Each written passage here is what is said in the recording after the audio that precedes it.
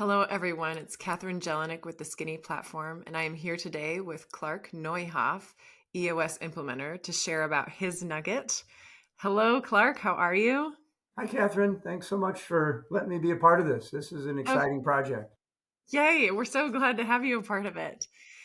Tell us about your nugget, Clark. Before I got into EOS, I was a product manager or brand manager in primarily the food and consumer products industry. So marketing was a huge piece of what we did, um, brand positioning and target market and all that kind of stuff. That was my first life. That's sort of my passion, sales and marketing, along with helping our entrepreneurial clients. And so as I was going through the book Traction for the first time and came to a chapter, and I think it might be 7, I'm not sure, where Gino lays out the marketing strategy for our clients. And he really boiled it down, like everything else, to a couple of very simple things. There's 4 elements to the EOS marketing strategy. And the first 2 are: who should we talk to and what should we say? And that's the target market. And then the 3 uniques, which is what my nugget has to do with. But when I read that for the first time after 20 years in marketing at some fairly sophisticated companies, I was a little put off, because how could this guy from Southeast Michigan capture everything that these multi-million dollar companies were doing in a couple of paragraphs? Well, the fact of the matter is, yeah, it really is that simple. Marketing comes down to who should we really be talking to, our ideal prospective customers. And then when we get a moment to be in front of them, which is hard to do these days, you better be really clear on what you're saying. And it Mm, better be something that's very attractive to them and sets you in a different light. And that's what the 3 uniques of the marketing strategy do.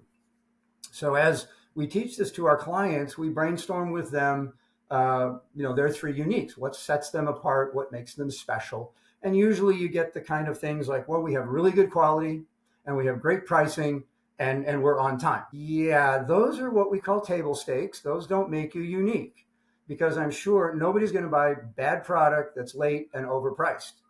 So those 3 don't count. We have to find out what are those things that set us apart. And so we come up with them with our clients, and they're usually close. But what I found is they may be just things that the client's excited about, things that they're proud of in their company, and they should be. But things like, well, we've been around for 75 years. Okay, very good for you, but that may or may not tip the scale with your clients. So this voice of the customer exercise is going to the customer and asking them, why us? Why are you buying from us? Why? What is important to you? And we can start with some ideas, but to get that input from the client is the actual way to do it. And so I developed this tool actually before I was doing EOS, when I was doing some marketing consulting, and I actually charged people to do this work for them and had some projects with it, and it's valuable. And you can still hire marketing agencies to do this for you, or you can take this one sheet and do it yourself, which is what I tell my clients to do, or ask my clients to do. And so the way it works is you call up your best clients, the ones that love you, that have been buying from you for years, and you ask them for 20 to 30 minutes of time. And we're not selling today. We're simply asking for some input.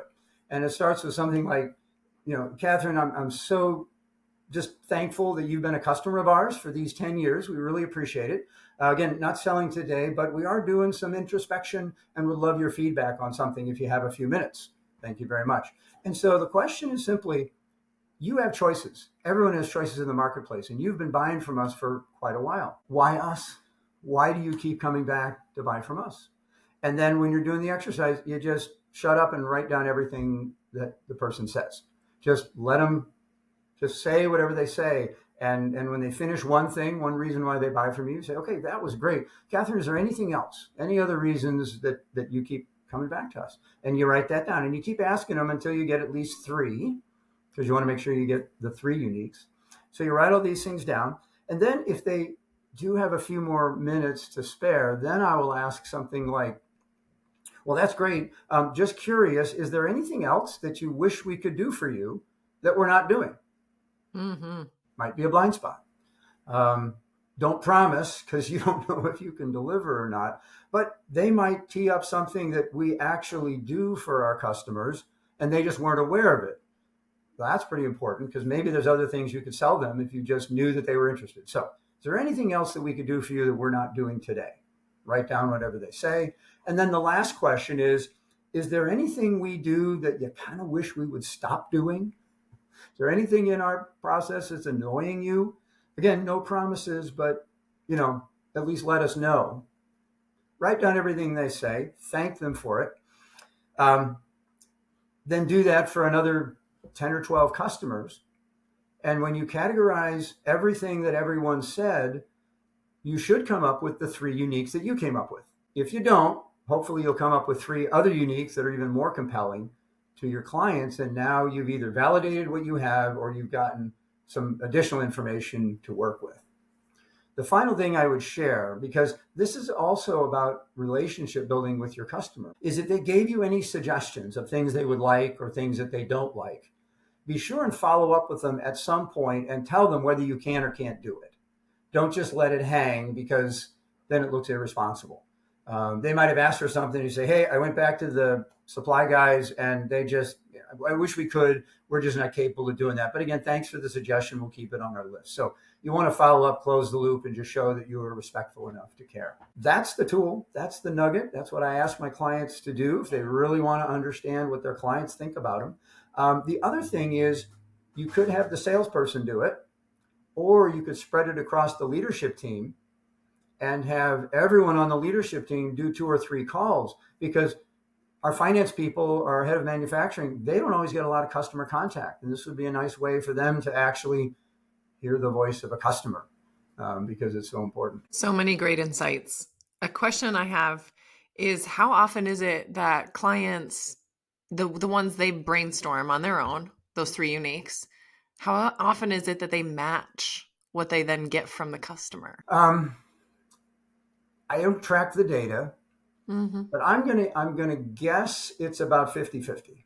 Is it? Okay, that's higher than I was anticipating. Yeah, well, again, at least in my case, I'm going to push them pretty hard. I'm going to scrape away all the, good product, great price, and on time, and all that, table stake stuff. I'm going to push them to go a little deeper with why it is. A lot of times they'll get a couple of them right, but that third one might be kind of a throwaway. So it sounds like surprises are relatively common in this exercise. You never know until you ask a customer. Yeah. You never know what they're thinking. And we just, the risk is we can sometimes be inbred. Now, some of our clients that do a really good job of listening, they've got professional salespeople that have been in that sales seat for a while. They know that selling is all about asking the right questions.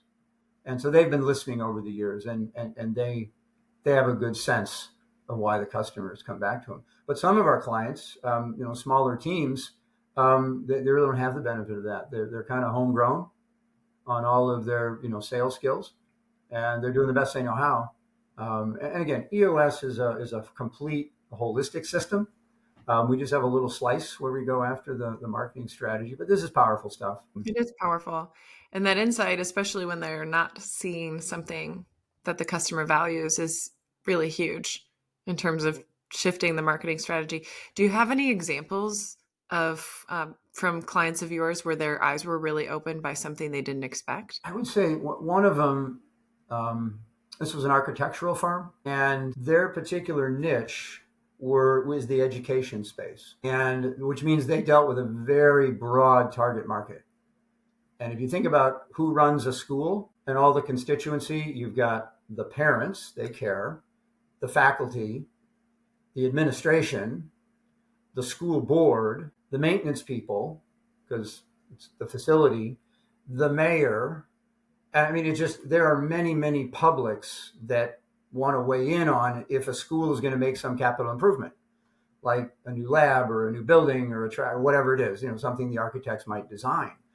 And what this client found out when they talked to the customers and asked them, again, because we asked every one of the different constituents, what they would say, and they kind of knew what they were good at, what they felt at.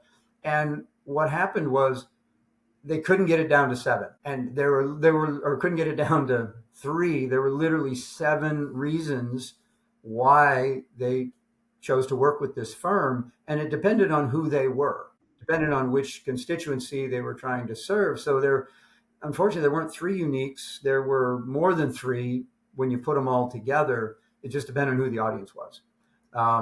But what the thread was, the one single thread that wove through all of this, is they had figured out how to navigate all these political entities. It wasn't about doing great architectural work, although they did. They did great design. They managed the project to completion, make sure quality was done. But they just found a way to keep all the, I don't know how to say it, I don't know what metaphor to use, but all these various people that all had competing agendas, kept them all happy. And if you don't have them all happy, you're not going to get funding, you're not going to get approval, you're not going to be able to get the project done. So that was truly one of their uniques, was being able to manage this disparate herd of cats. So that Yeah. came out, and they documented it because we asked the questions, and we just got equal amount of answers on 7 different value propositions. Wow. That's a really interesting example. But it makes sense that they stand out as a company that can navigate such a diverse group of stakeholders who's making the buying decision. Yeah. That sounds like a headache, but Well, definitely a skill if that's what they're able to do. yeah. Again, that's a professional service, not a product company. And if you're doing professional services, you need to serve the people. Yes. And I'm so glad they are. Like, somebody needs to make the schools beautiful and listen to the parents and the principals and the school board and weave that together. But wow, how interesting in terms of understanding your customer and realizing that there's 7 different groups. Yeah. One of my sales coaches said, customers are dying to tell you what they want. They're dying for somebody to listen to what their problem is. You just got to ask. So, a question that's popping up for me is, have you done this then with your clients? Do you have I don't know, their responses to what makes Clark, I mean, have you Yeah. used So this the short exercise? answer is no, I didn't, because Gino did all the heavy lifting there. Okay. So I use the EOS 3 uniques whenever I teach this, and because they're my target audience, and I say them now, they've heard this before. They've heard it in the initial phone call. They've heard it when we had our first meeting, and of course they hear it when we teach this here, and I can see it on their faces because they're listening to what I'm saying, and then they go, "Yeah, you're right. That is kind of what we're looking for." And so the 3 uniques of EOS in the eyes of our target market. Now, remember, our target market are private business owners that have a leadership team. They're a good company. They know they can be better. They're just a little bit stuck, so they're a little bit frustrated. Um, but they know they can move on. They want to be better.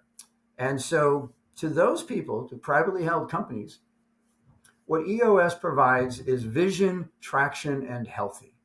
Those are our 3 uniques. And of course, what vision means is everybody's on the same page. Traction means discipline and accountability, so they execute on the vision. And healthy means a healthy, vibrant, high trust, good listening skills kind of culture. So those are the things they're looking at. And where these 3 are so powerful is that there's a lot of people that will do vision casting for clients. Get on the same page, take them up to the mountaintop and get on the vision. And there's people that can help you do process improvement, to execute better, to take the kinks out of the hose, and just get more discipline, scorecards and things like that. And there's all sorts of team health organizations, and we use some team health tools in the EOS process.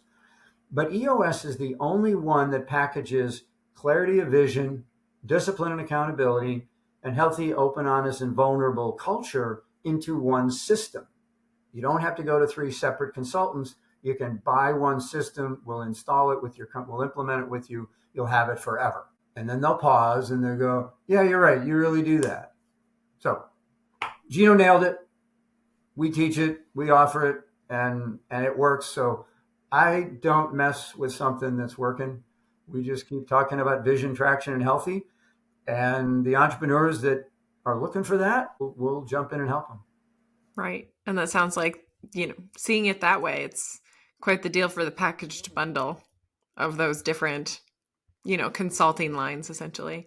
So let's leave the listener and the readers with one last thing. What would you leave them with when they go to do this exercise for themselves?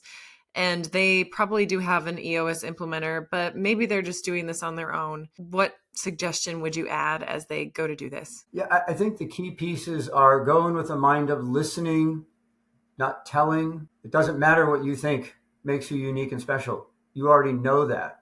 What you don't know is what's in the customer's head. So pose a question, get your pen ready, and just listen to everything they say and write it down and thank them for the time because everybody's super busy. Well, on that note, thank you so much for your time, Clark, Yes, and thanks the for power of listening and what it can do for a company and the bottom line in the end. well, thanks for giving us another chance to help the people. Awesome. All right. Have a wonderful evening. You too. Bye-bye. This episode of the Podcast of Nuggets is presented by The Skinny Platform and is released in support of Freedom Reads, a national nonprofit opening handcrafted, curated 500-book libraries in prison cell blocks across America. Freedom libraries are more than just books. They are lifelines. They bring connection, hope, and dignity to prisons. Learn more at freedomreads.org. Freedom begins with a book.